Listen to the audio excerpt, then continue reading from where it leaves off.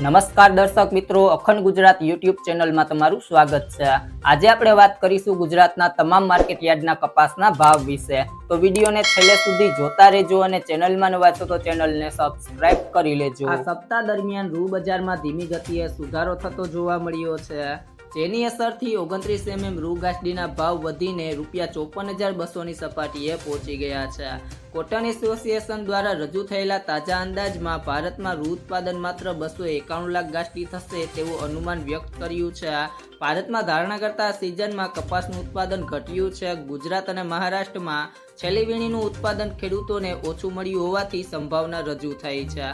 કપાસના ભાવમાં ₹1250 થી લઈને ₹1500 ની સપાટીની વચ્ચે સ્થિરતા સાથે વેપાર થઈ રહ્યો છે। આ વખતે ટેકાના ભાવમાં 1 કરોડ ગાંસડી રૂ આસપાસ ખરીદી થઈ હોવાની સંભાવના છે।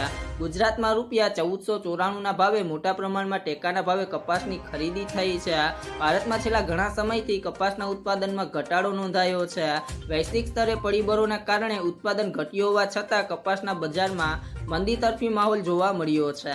જો મિત્રો તમને મારો વિડીયો પસંદ આવ્યો હોય તો વિડીયોને લાઇક કરો, તમારા મિત્રો સાથે શેર કરો, જો તમે ચેનલમાં નવા છો તો ચેનલને સબસ્ક્રાઇબ કરી લેજો।